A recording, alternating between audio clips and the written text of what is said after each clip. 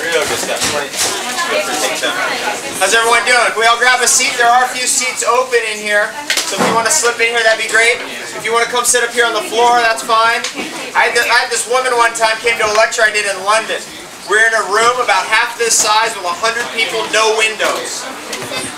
And she said, "Can I just lay down on the floor in front of you?" She had such back pain she couldn't even sit up. So she laid down on the floor for an 8-hour seminar. And next year she came back, she was doing a little bit better. Next year she came back, she was doing a lot better. Next year she came back and she had no more back pain. So sometimes the pain is actually a sign that says, hey, you know, you're hitting the guardrail, you're about to go off the cliff, get back on the road. That's the whole point of pain. So if you're in pain, or if you're in a situation where you want to get out of pain or avoid pain, there is a way. Just a little crack in the cosmic egg. Some discoveries have been made that actually work. Have you ever seen these nutrition books and these diet gurus where you look on the back of the book and you're like, I don't want to look like that. Anybody seen that before? The heart disease doctor dies of what? Dead doctors don't lie. Dr. Wallach said that the average doctor has a heart attack at age 58. My dad's a doctor, had a heart attack at 58. Retired. So is my mom, actually. Both my mom and dad are doctors. My dad's from Brooklyn, actually. So I grew up in Sheepshead Bay area a little bit. Anybody from that area of the town? 24th Street and Avenue U, I think. It's been a while. Anyway. So it's good to be back. Was raised in New York, New Jersey. Not quite in Queens, but, you know, Brooklyn. And in a doctor's office, essentially. So I was raised inside that environment. Both my mom and dad, I've seen the entire medical industry from the inside out, from my earliest days in life. And so that's why I'm a raw foodist today. And a superfoodist, and a chocolatier, and an herbalist. Why am I those things? Because I'm into what works, and I'm really off of what doesn't work. Because we're at a place now where there's a tremendous amount of information out there. And so in order to kind of make sense of it all, we've got to rely on people who are actually getting the results that we want to filter it all. So in like finances, you don't turn your money over to a guy in the street to ask you for $10,000. Is that what you do? You find someone who's getting a result that you want, you say, okay, I want more what you're getting. Does that make sense?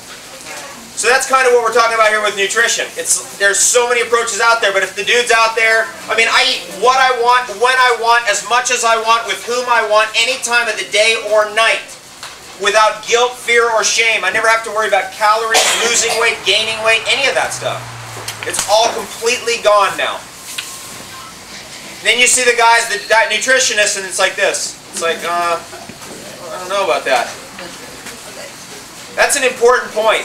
There is available for us right now a solution to get out of wherever we're going as a civilization, which really doesn't looks more like a trash can and less like paradise. Just a little bit more. John Steinbeck said, how come progress looks so much like destruction? How come progress looks so much like destruction? I don't know where it's all going to end up, but I suspect that unless we do something different from mom or grandma, we're going to end up where mom and grandma ended up. Which is where?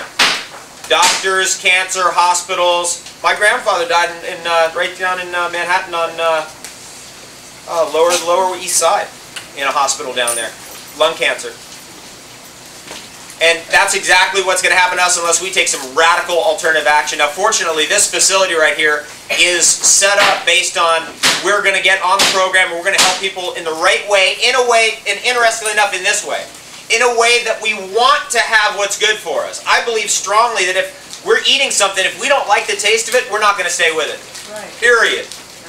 That's human nature.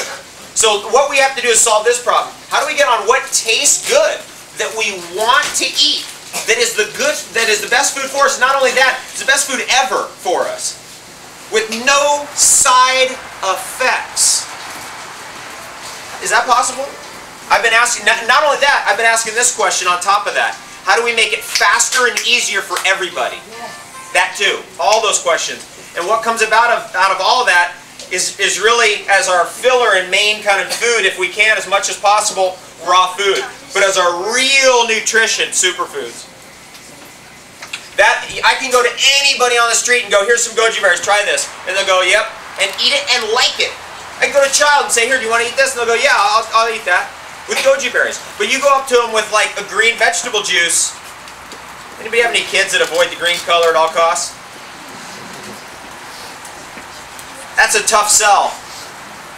We got to get into what's easy. What's an easy sell? What is easier for people to do? And in fact, I believe that actually the easiest food for people to do is the best food for them. The easiest thing for people to do is the best food for them. Because if you know how it is with cleaning the juicer? How many people have cleaned a juicer? How many people never want to clean a juicer again?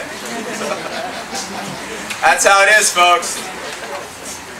That's the whole problem. That's why you have a place like this. They could juice for you. They clean the damn juicer. Come in here, you'd make it for me. Or call up. We used to do this all the time, traveling around. Me and this guy right here, traveling around the whole country for years, doing these kind of events. Now he's got a little baby. This is my first time seeing her, huh? Yeah. Wow. Nice baby.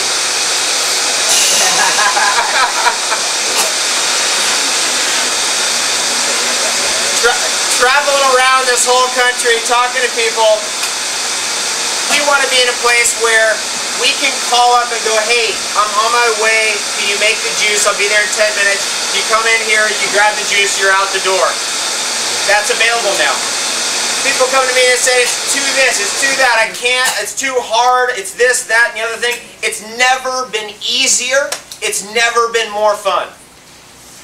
The whole chocolate revolution, which we've really been an intimate part of over the years, which is really about the revolution about getting off of whatever that thing was. It was called chocolate, which was really kind of moldy ashes and maybe a little bit of wax and probably high fructose corn syrup. Getting off of that and getting onto the real food. That becomes available all of a sudden. Has anybody seen this video on YouTube? How many people are YouTube fans here? YouTube's amazing. I was in Google headquarters the other day. On Monday, we did an event in Google. Did you see that? Yeah. It's something, and there's boom, it's right up on YouTube. There it is. It's crazy. It was good. YouTube revolution. Anybody seen that this guy figured out? This is absolutely, to me, just the most hilarious thing ever.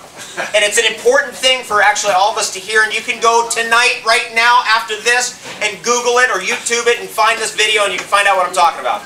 This guy is a retired Flint, Michigan construction worker. For one of his last jobs, they had to get 2 giant blocks out of a warehouse. The door was like this big. Like the exact size of these blocks. And this guy, by chance, refigured something out. He figured out how to move gigantic... What they would have normally had to do was break the whole stones apart with jackhammers and drag it out as rubble. And it was just him and another guy, and he figured out how to move that thing out that door. Giant thing, must have weighed 3 tons. And that insight caused him to figure out how Stonehenge was built and how the pyramids were built. And he cracked it completely. And I'm just putting that out there. You can go on YouTube, YouTube this phrase. Man moves huge stones or blocks. It's one of the 2. His website's theforgottentechnology.com. Oh, this is the best ever. Yay. Yay. No more suffering to get well. We ended that program. There's no more suffering to get well. In fact, suffering cannot get you... What does suffering create? More suffering. So how do we get well? By drinking what feels good, what tastes good, by putting a smile on our face and having the best day ever. Here's the point. This guy cracked probably the most difficult challenge in the history of engineering ever.